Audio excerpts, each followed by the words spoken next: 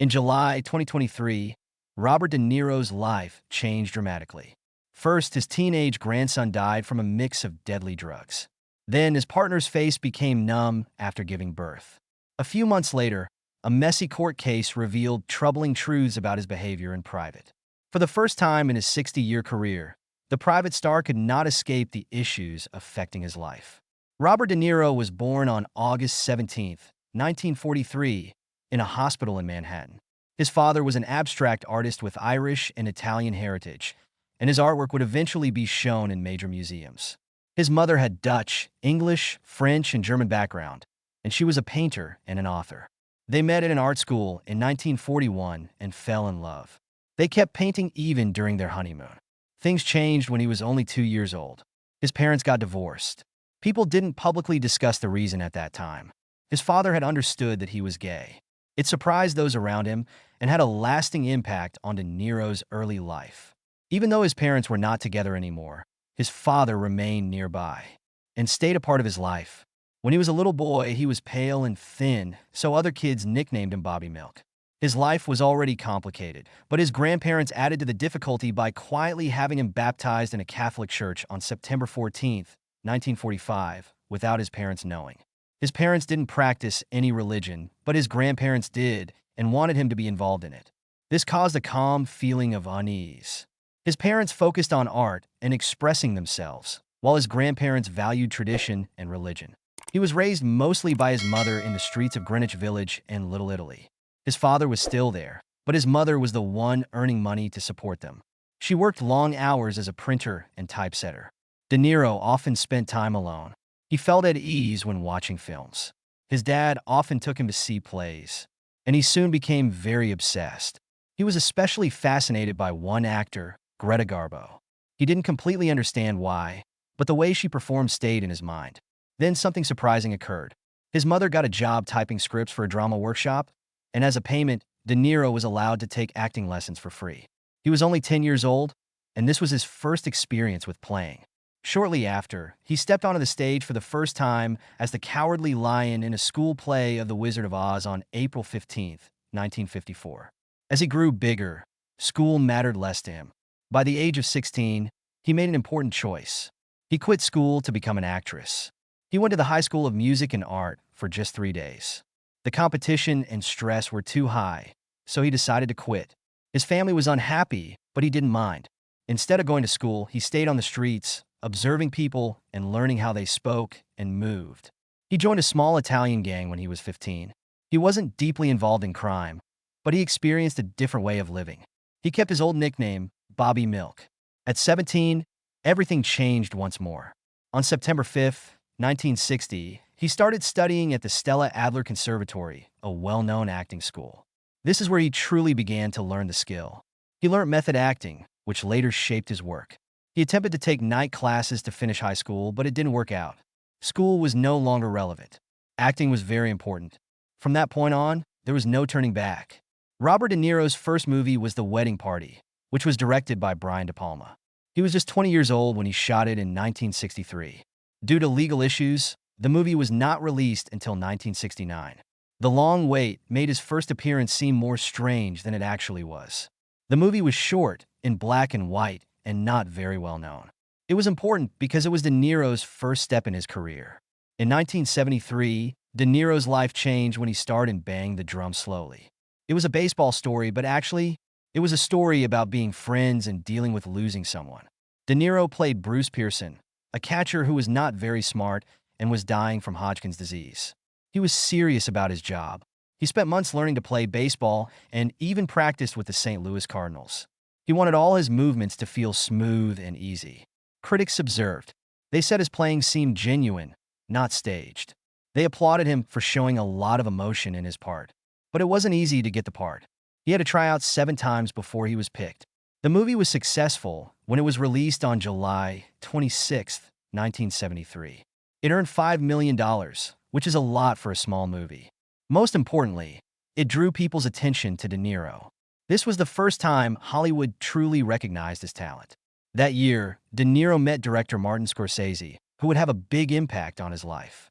Their first movie together was Mean Streets. released just a few months after banging the drum slowly. De Niro wanted the main part, but it was given to his friend, Harvey Keitel.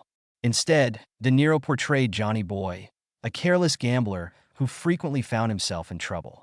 It was the ideal job for him. He brought a lively energy to the role, making Johnny Boy unexpected and risky. Everyone was watching him closely. The movie had a low budget of just $500,000, and it was challenging to make. They filmed in real places in New York's Little Italy, and Scorsese had to pay local mobsters to keep them from causing trouble. In one situation, a building owner wouldn't allow them to shoot until Scorsese's father intervened and worked out a deal. Even with all the difficulties, the movie ended up feeling genuine, alive, and authentic. Critics really liked it. De Niro got an award for Best Supporting Actor. Suddenly, everyone in Hollywood knew who he was. In 1974, he became famous. In 1974, he played young Vito Corleone in The Godfather Part 2. The first Godfather movie was very successful, so there were high hopes for this sequel. De Niro had to play a younger version of the role that Marlon Brando made famous. He treated it seriously. He spent 4 months learning to speak in a Sicilian accent so that he would sound real. His hard work was rewarded. The movie did really well, and at the Academy Awards, De Niro got the Oscar for Best Supporting Actor. He was just 31, but like De Niro, he didn't come to accept the award. He was in Italy making another movie because work was always his top priority. His win was important not only for him. The Godfather Part 2 had a big night, winning 6 Oscars. He won the award over 2 of his co-stars, Michael V. Gazzo and Lee Strasberg. By winning that, Oscar showed he was not just an up-and-coming performer. He was really good, and this was just the start. Robert De Niro's performance in Taxi Driver was amazing, and his preparation for the role was surprising too. To understand what it's like to be a New York cab driver, he got a taxi license and drove in the city for 3 months, working 12-hour shifts. Even though he had just won an Oscar for The Godfather Part 2, very few people knew who he was. That was just what he wanted. He wanted to feel unseen like Travis did. He didn't just learn about the job, he experienced it fully. Next came the most memorable scene in the movie. You talking to me? It wasn't in the script at all. De Niro came up with it while looking in the mirror, speaking like a man who was gradually losing his sanity. He did more than just that to become Travis. He lost 35 pounds. He spent time with Vietnam War soldiers with PTSD to understand their suffering. He even wore Travis's boots for 2 months straight, walking 15 miles a day so they felt like second skin. By the time shooting started, he didn't just look like Travis. He was himself. But De Niro kept challenging himself. When he played the boxer Jake LaMotta in Raging Bull, he took it a step further. First, he trained with LaMotta himself, fighting for months until the real boxer said De Niro could have gone pro. But then came the tough part. The movie also depicted LaMotta as an older, bigger man. De Niro decided not to wear a fat suit. Instead, he actually put on 60 pounds. He spent 4 months traveling in Italy and France, trying as much food as he could. Pasta, bread, ice cream, and anything else that could change his body. He gained weight from 145 pounds to 215 pounds. He gained so much weight that it became difficult for him to breathe and move. The production team hurried to complete his challenging scenes because they were worried about his health. Later, doctors told him not to do that again. He took over a year to heal, but it was worth it. He won an Oscar for Best Actor. His need to make his parts feel believable didn't end there. In The King of Comedy, he played a man who was obsessed with fame and wanted to understand what goes on in the mind of a stalker. He met someone genuine. That wasn't sufficient. He began to follow Jerry Lewis without him knowing, the man who played the talk show host in the film. He observed how Lewis interacted with fans, how he walked, and how he acted when he thought no one was watching. Lewis felt uneasy, but it was effective. De Niro's acting seemed very real and unsettling. Then came Goodfellas, where he paid close attention to every small detail. He played Jimmy Conway, a thug who was very focused on money and power. To make it authentic, De Niro wore silk pants throughout the entire filming, just like a real gangster. He insisted on using real money in every scene. When the cameras started filming, the piles of money were real. De Niro even brought $5,000 of his own money to the set. Then there was the phone scene. In a fit of anger, he broke a phone by smashing it, shattering the glass. A piece of it cut his hand, but he didn't stop and kept going. He used his blood, spreading it on Ray Liotta's face. That version was included in the final movie. It wasn't planned, but that's how De Niro did things. If it seemed real, he continued. That's why his acts were so memorable. Robert De Niro got married for the first time quickly.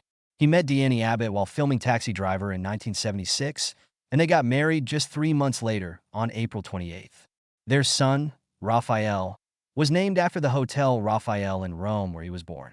At that time, De Niro was very focused on method acting and continued to act like his character, Travis Bickle, even after they finished shooting. This created tension in his new marriage. However, they received Raphael on November 9, 1976. De Niro also adopted Abbott's daughter, Drina, who was born in 1971, showing that he values family. They were married for 12 years. During this time, De Niro became a celebrity with films like The Deer Hunter in 1978 and Raging Bull in 1980. Abbott acted in some of his projects, including The King of Comedy in 1982, where she played a barmaid. The marriage ended in 1988. The divorce was settled quietly, with De Niro giving Abbott $6.2 million, which was a lot of money back then. After his split, De Niro began dating model and actress Tukey Smith in 1988. Their relationship ran until 1996 and was unique in several ways. In 1995, they had twin boys, Julian Henry and Aaron Kendrick, using in vitro fertilization and a surrogate. This was unusual for celebrities at that time. De Niro was 52 years old when his twins were born, which went against the typical views on being a father. There were also rumors that he was seeing supermodel Naomi Campbell, making his personal life even more confusing. Smith was very private and didn't want to discuss their relationship. They even joked, "Do you know how to spell private? Private." And that's with a big P. When they separated in 1996, they made a plan to share parenting by taking turns caring for the twins every 4 days, demonstrating their commitment to raising them as a team. De Niro married Grace Hightower in 1997, but their relationship had many struggles. They met for the first time in 1987 at a nice restaurant in London called Mr. Chow, where Hightower was a waitress. They got married on June 17, 1997, after dating for 10 years. But things got tough quickly. Just 2 years later, in 1999, they filed for divorce. The split was never official, and unexpectedly, they renewed their vows in 2004 during a big ceremony in the Catskill Mountains, with many famous guests present. They had 2 children, Elliot, born on March 18, 1998, and Helen Grace, born through a surrogate on December 23, 2011. They were married for 21 years, but it had its flaws. Reports say that Hightower managed De Niro's money and movie projects, creating some conflict. They officially separated in 2018, and the divorce was very contentious. De Niro's lawyer said the star had to work to cover Hightower's high living costs. In court, it was shown that she used credit cards to spend $215,000 each month. There was also an additional $160,000 in cash, which surprised a lot of people. De Niro having another child at 68 was surprising. On December 23, 2011, he and Hightower received their daughter, Helen Grace, through surrogacy. This made him one of the oldest famous dads in Hollywood. Some people praised him for becoming a father at that age, while others disapproved. At the same time, his close friend Al Pacino also became a dad, having twins when he was 70. De Niro was committed to being a dad. He took a 6-month break from acting to be with his daughter, which caused him to miss out on important movie parts, like one in The Judge in 2014. Being an older father changed the roles he chose. He began acting in more family-friendly films, such as The Family in 2013, and The Intern from 2015. When asked about being an older father, De Niro said he loves spending time with his children. When you're having good times, you tend to forget the bad ones. Robert De Niro's work changed unexpectedly in 2012 when he acted in Silver Linings Playbook. He was 69 years old and hadn't been nominated for an Oscar in 21 years. But this job changed that. He played Pat Solitano Sr., a dad who is very focused on the Philadelphia Eagles and has some obsessive-compulsive behaviors. The movie was a big hit, earning more than $236 million around the world, even though it only cost $21 million to make. What really impressed me was De Niro's acting. In one moment, he suddenly cried while giving a heartfelt speech to Bradley Cooper's character. That moment wasn't planned. It was true. It made his show even stronger. He didn't win the Oscar, but being nominated was still a big achievement. The movie was the first in 31 years to get nominations in all four starring categories. More importantly, it told everyone that De Niro was still one of the best actors in the world. A new group of movie fans viewed him differently. In 2019, he worked again with Martin Scorsese on The Irishman. At 76 years old, many said this was his best showing in 20 years. The movie had a huge budget of $200 million and used special technology to make the actor look younger, allowing him to play his character, Frank Sheeran, at various ages. The part didn't involve large, dramatic scenes. It was about the little things, how he looked, how he moved, and how his face hardly changed but still showed a lot of feelings.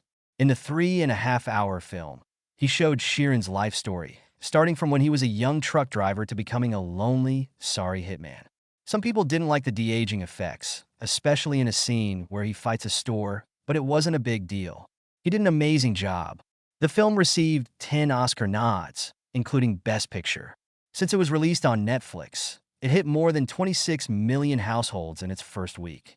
This movie showed that De Niro is still a great actor today, not just someone famous from the past. He was at his best, ready to take chances, explore new technology, and challenge himself in different ways. In 2023, he collaborated with Scorsese once more on the film Killers of the Flower Moon. This was a big moment, not only because of the movie, but also because it was the first time De Niro and Leonardo DiCaprio acted together in a Scorsese picture. At 79 years old, De Niro played William Hale, a strong rancher connected to the Osage Nation killings in the 1920s. The film was one of Scorsese's largest projects, costing more than $200 million. De Niro put in a lot of effort for the part. He got heavier, spent hours in makeup, and looked like different ages from various time periods. When the movie was shown at the Cannes Film Festival, the crowd applauded for 9 minutes straight. Critics described De Niro's performance as frightening and said it was one of his most threatening parts in a long time. The movie was more than just a tale.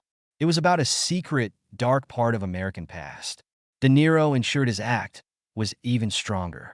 After being in Hollywood for 70 years, De Niro remains one of the best actors ever. He began acting in the 1960s and kept going strong. Whenever people think he might disappear, he finds a way to change and become new again. He works in both serious plays and comedies, staying important to every new generation. In the 2019 movie Joker, he plays a talk show host that earned over $1 billion around the world. He's more than just an actress. He helped start the Tribeca Film Festival in 2002, making it one of the largest film events globally. His company, Tribeca Productions, continues to make great films and TV shows. Younger actors admire him not only for his ability, but also for his strong work ethic. Even in his late 70s, he keeps working hard without taking breaks. In 2023, at 79 years old, he acted in 3 big films: Killers of the Flower Moon, About My Father, and Megalopolis, which was directed by Francis Ford Coppola. Some artists slow down as they get older, but De Niro shows that skill, hard work, and love for the craft can keep someone relevant. Hollywood evolves, but De Niro remains a star. Robert De Niro's life changed forever on July 2, 2023. His 19-year-old grandson, Leandro, was found dead in his flat in Manhattan. The reason was a drug accident. The medical report later showed a deadly mix of fentanyl, cocaine, ketamine, and other substances.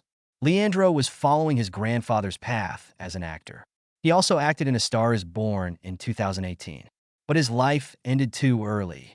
De Niro, who is usually very serious and keeps to himself, was very upset.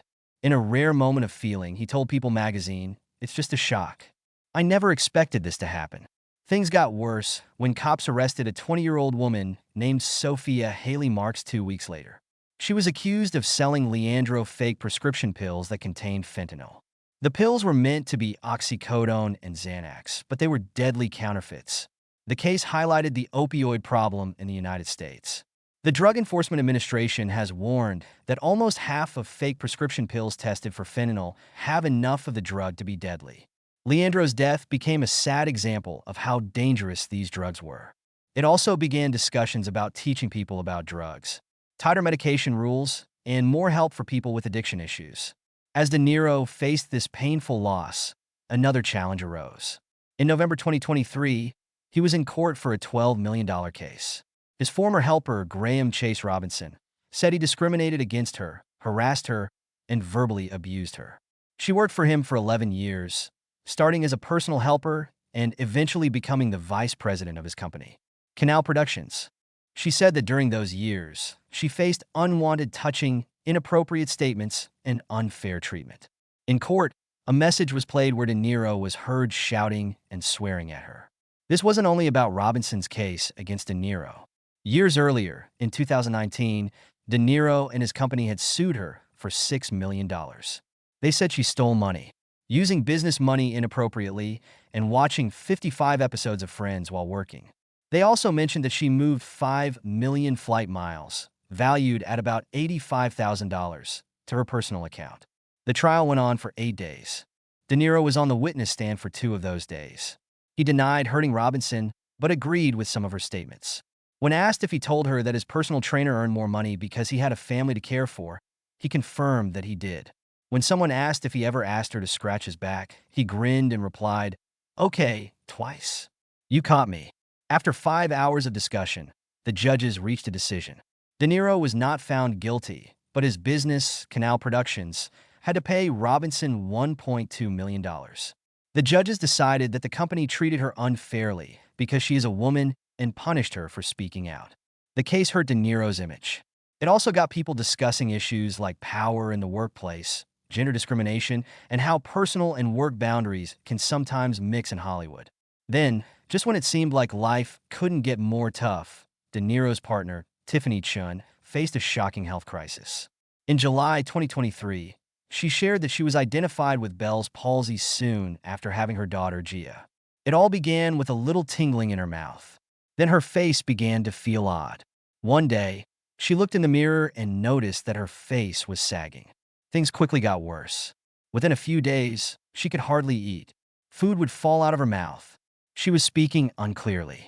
She hurried to the hospital, and the doctors did some tests that showed she had Bell's palsy. Bell's palsy usually only affects one side of the face. In Tiffany's situation, neither side could take action. She had trouble speaking. She couldn't smile at her new baby. She couldn't even kiss her daughter. It was really sad. She said she felt embarrassed and annoyed. De Niro, who usually didn't show his feelings, was helpful. He comforted her by saying she looked good and even joked that she just looked a bit serious. Despite his personal problems, De Niro remained vocal in public. On September 24, 2024, Francis Ford Coppola made news at the New York opening of his film Megalopolis. In front of a packed theater, he grabbed the microphone and began speaking about Donald Trump. "Picture Trump in charge of Megalopolis," he said. "It won't lead to anything. Complete madness. He can't do anything." He continued to say that he can't keep anything together. He wants to harm the country. The speech happened a few weeks before the 2024 election, where Trump was campaigning to be president again. Some people in the crowd, like Spike Lee, cheered for him. Some people felt it was wrong to mix politics with a picture premiere. This wasn't the first time De Niro criticized Trump, and it won't be the last. On May 28th of that year, he unexpectedly showed up outside the courthouse in Manhattan where Trump's hush money hearing was taking place. He stood with 2 ex-police officers who were at the Capitol riot on January 6th, speaking to reporters.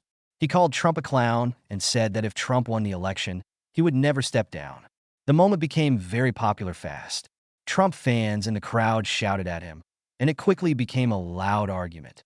Trump's campaign said De Niro is a has-been star and accused Biden's team of trying too hard to get attention. De Niro's comments have led to him losing an award. On June 2nd, 2024, just 5 days before he was set to receive the Service to America Award from the National Association of Broadcasters, ANAB, the organization took back the honor. They said his latest comments about Trump were too controversial. They claimed to back free speech, but believe his participation would be a distraction.